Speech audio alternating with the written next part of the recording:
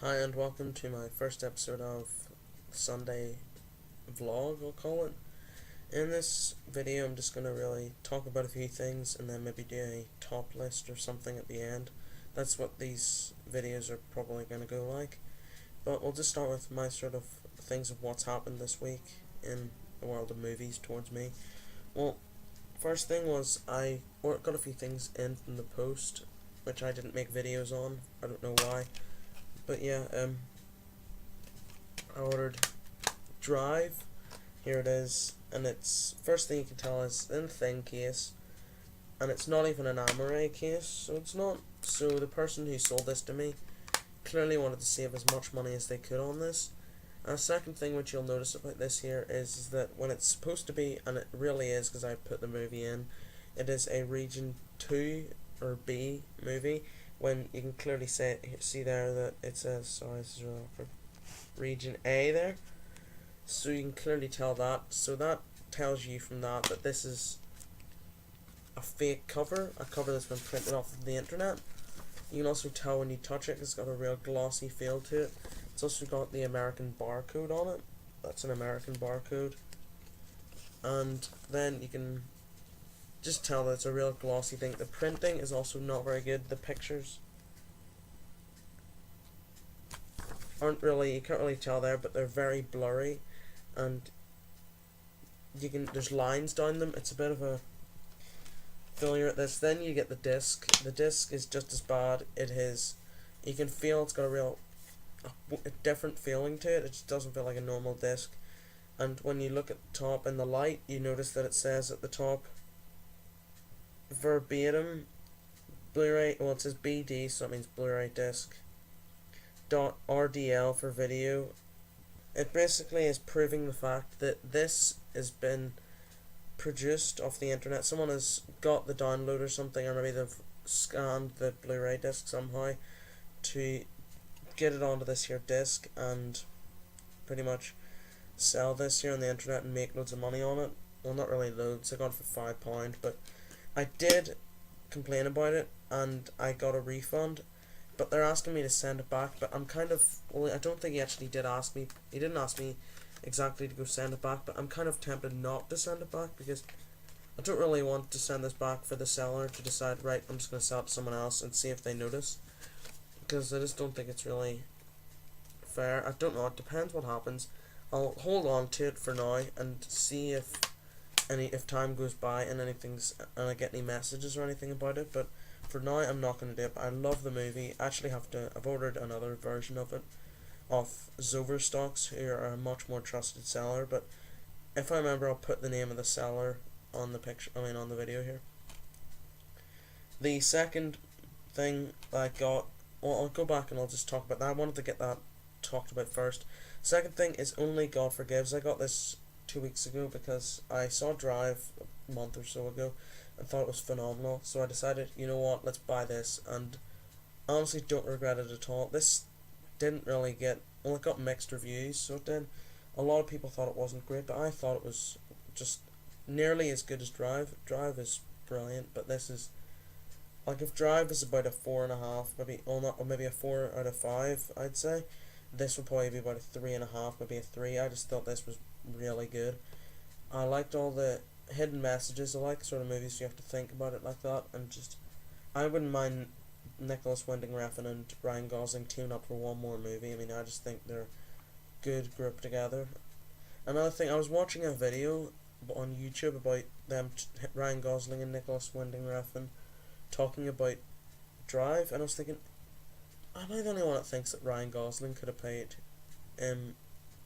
Fred Jones out of Scooby-Doo when they made the Scooby-Doo movie? Just a thought. Then the last thing I got was Enter the Dragon. I got this the same day as Drive, so I did, and it's the 40th anniversary edition. I got this for £6 plus £1.49 because you had to buy first class, so you did, which isn't a problem, but I'm just saying, I thought it was actually going to be £6 its own. But it comes in this nice case here with some stuff. I think it's the exact same. Yeah, it's the exact same as what's on the back of the Blu-ray itself. But it comes with two things. It comes with this, which is really nice looking. It's red and gold. It kind of reminds me of the kind of stuff you see on the Chinese New Year. A lot of the pictures and stuff are red and gold. It's like the way you kind of think of Christmas as red and green colors a lot. Well, I feel like the Chinese New Year's is always red and gold, and I like the two colors together.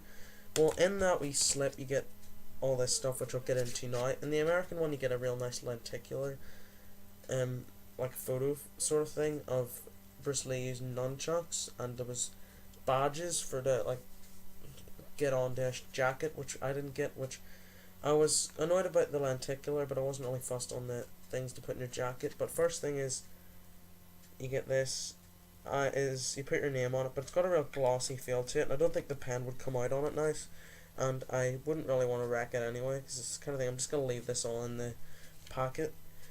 Then you get this, which is just the script, the original script, and it's like a picture of it. Then you have a few pictures. I'll put these in like categories. These two pictures, this one and this one, are both pictures from the tournaments. Bunch of pictures, great. The scenery in this movie is phenomenal. There's a bonus feature on the disc, and it's showing you what all the places are like today, and it's a real shame because they've all been, there's all spray paint and everything all over them. It's really not nice that that's happened. There's some more pictures of all the main actors in the film, and also some more of the tournament. But yeah, I was really annoyed about that. You seeing them, and there's spray paint and everything all over all the big sites from the movie even. And then you have the bad guy, Mr. Han, or Han, wouldn't know really how to pronounce it. Words, stuff like that sounds really weird when you pronounce it with my accent instead of like an American one. Like I mean, Mr. Han, but if it's here it's kinda, yeah, Mr. Han or Han, I don't know. Yeah. But that one is him, like the bad guy of the film. Still a really good film then. These are pictures from the two rooms from the last scene. First one is this the room with where the museum, Mr. Han or Han's museum that he has of himself.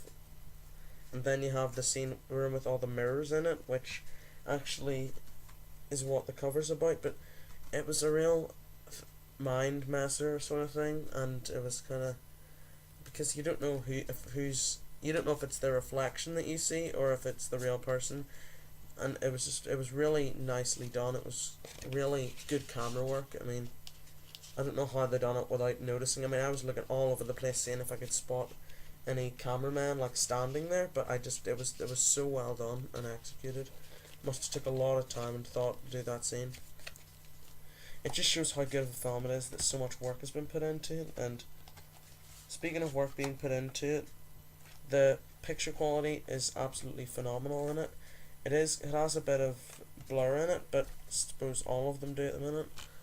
I mean, all of the rehashes and all do, but still, here's the cover art is the exact same, so is the back as the ones in the outside casing. And with this, you get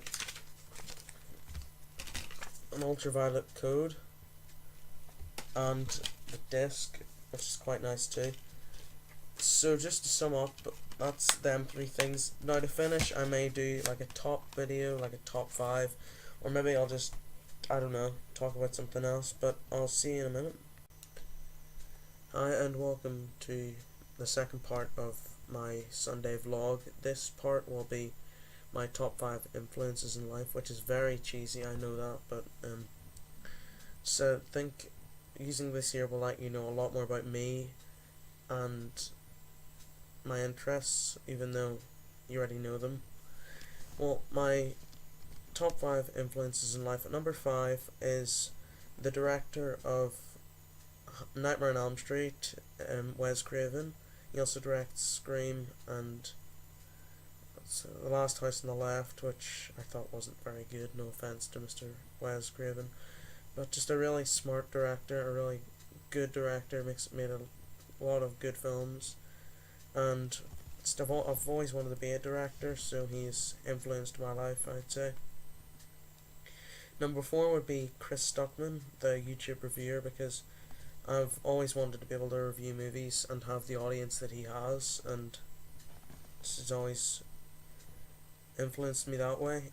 Number 3 would be John Flickinger, or the Flick Pick, or John Flickster. He's the exact same. He does YouTube videos as well, and he really influences my wanting. When he was really the person that I watched at the start that made me think, I really want to start making videos like this. And yeah, he was probably the first YouTuber I watched. It all sort of started when I watched an unboxing video, because I was buying the Rambo grenade box set, and then I realized there's people that actually make videos talking about film, and kind of just got me involved in it. Number 2 would be John Carpenter. He directs some of my favourite movies. He has directed some of my favourite movies of all time. For example, Halloween, Big Trouble in Little China, my favourite movie. The Thing. I really want to see Escape from LA and New York, so just to get me further in there. But he's just a brilliant director, probably one of the best in the horror sci-fi genre.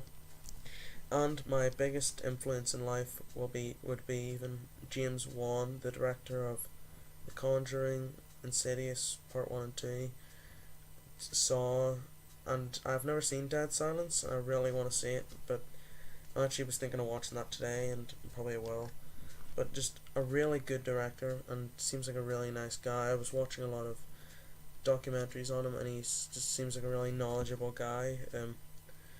And he's really made me want to direct film. Since I really started watching his films, I noticed a lot more about kind of the. Well, I started to take an interest in the fact that someone was recording the whole time, and yeah, really good director, and I would love to direct movies like he does someday. So that's why he would be my number 1 and my top 5 influences in life. Sorry this wasn't as interesting as I thought it would probably be, but I hope you enjoyed this anyway. If you did, can you please leave a like to let me know that this is worth me doing this again, because I really want to make my uploads a little more regular, and I hope you enjoyed. Also, my Facebook page has just been made. It's got about 13 likes or something. I'll just quickly check, but at this point it has 13, I think, and Facebook is loading. But just want to get all the just want to let you know that it's there. I have 19 likes. I have 19 likes on it, and you could be number 20, so please go over and leave a like on it. And basically it'll just be me telling you that I've got a new video uploaded on it, or maybe I'll write a review for a movie that I watched and didn't make a video about. So anyway, just please go over there and like it, and you won't regret it. I'll not like spam your newsfeed or anything, don't worry about that. But anyway, thanks for watching, and I'll see you later.